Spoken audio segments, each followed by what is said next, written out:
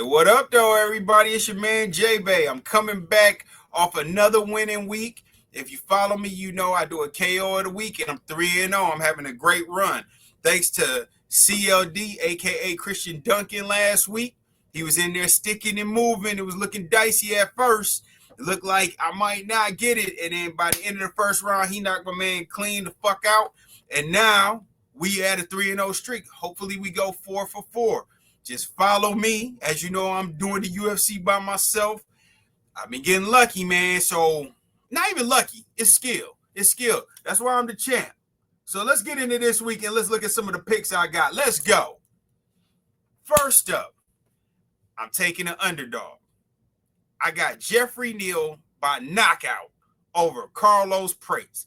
Now, I know everybody's going to be like, hey, Jay, man, I know you tripped. Jay, Carlos was in there with Ian Gary, bro. He gave him all he could handle. Yeah, he kind of did. But for them first 3 rounds, he was getting punished. He came on strong toward the end of the fight, the last 2 rounds. And if it was probably another 2 minutes in that last round, he probably would have got Ian up out of there. But you saw the different level in classes. Jeffrey Neal is a striker, just like Carlos Prates. If he can get off first, he's got dynamite in both hands. Now, Carlos does too. Neither one of these dudes are going to take it to the ground. They're going to stand in the pocket and somebody going down, somebody getting knocked out. So the best bet might be fight not going the distance. But no, with these type of odds, the underdog, Jeffrey Neal, when I think it's a 50-50 fight, give me the underdog. I got Jeffrey Neal by knockout. These odds are plus 550. Follow me. Let's get this money and get to the counter. Next up, we got the main event. This is probably the fight of the year. You got DDP out here against an undefeated fighter who's been killing everybody. My man, in them first 2 rounds, he gets you, he comes in, he tackles you, he beats on you, he chokes you out. Just a bad dude. Before COVID, his cardio was off the chain. Then COVID hit, and all of a sudden now he can only last 2 rounds. Which brings me back to DDP. This is disrespect because DDP is a champion, bro. The champ is a plus 196 underdog.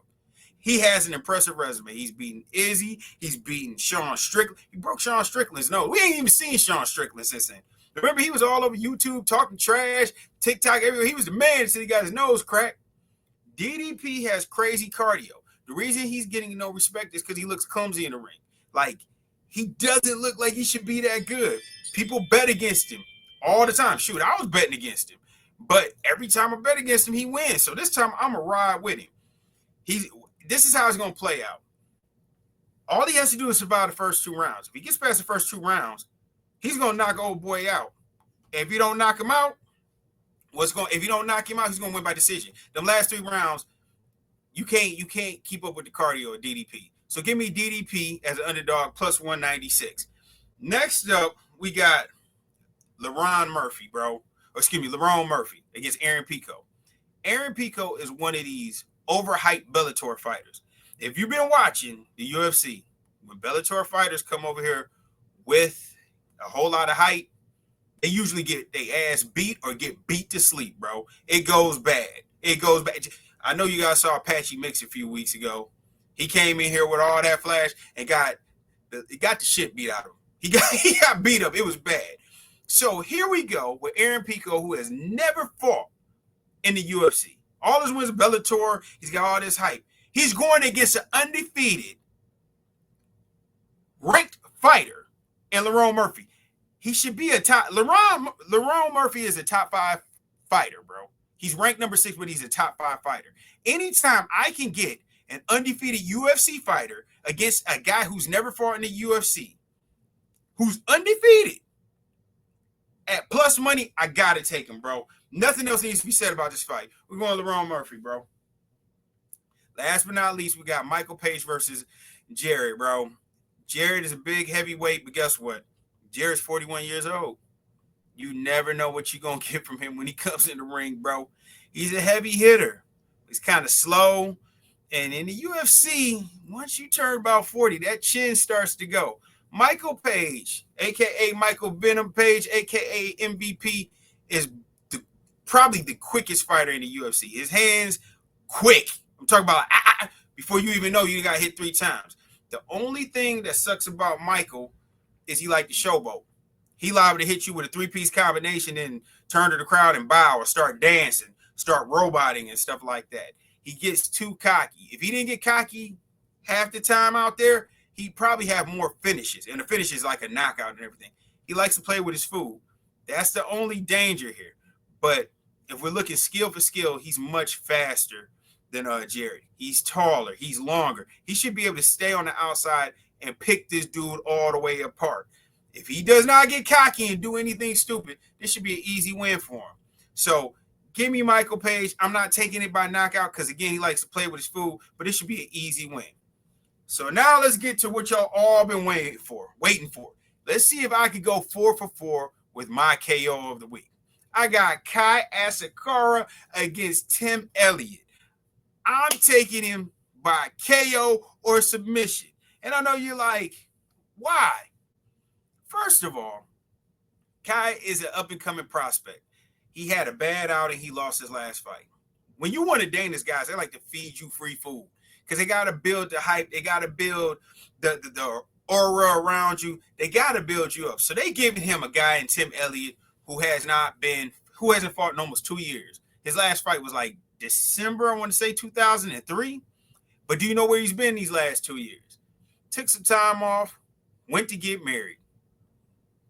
On his wedding night, he found out his wife was smashing his best friend. Poor Tim Elliott. I mean, ouch, bro. Like, I'm not even trying to clown that. That's terrible, bro. I feel for him. Now they putting him in the ring with a knockout artist. Bro, all I see here is punishment and nightmares. Meaning, he gonna punish this man to sleep, bro. This is easy. I'm surprised that KO is plus money. I got Kai Asakura by knockout. We're going for 4 for 4. Let me know. Are you tailing or bailing? Pause. You riding with me or you riding against me? You might as well just follow. And I'll see you at the counter, and we're going to count this money over here at J-Bay's World. 3 weeks straight, the champ. Let's get some more UFC money. Now, if you parlay all of these, my bad, I forgot to tell you. If you parlay all of these, now, getting knockouts is crazy in the UFC. You know what I'm saying? I wouldn't even want to put that stress on you. But if you just pick everybody I told you to win, you got you a plus 3,902 parlay. So do what you like. I'm hot. I'm on a heater. But that knockout of the week, you need to sprinkle something. Don't sprinkle something on it. You at least need to put a unit on that. Hell, put 2 units on it. I've been getting money. Join me. We will see you next week because you know the motto. If they UFCing, J-Bay is parlaying. Follow me at J-Bay's World on TikTok. And we got football, we got basketball coming. Me and CEO, we out here doing it, man. We'll see you at the counter. Peace.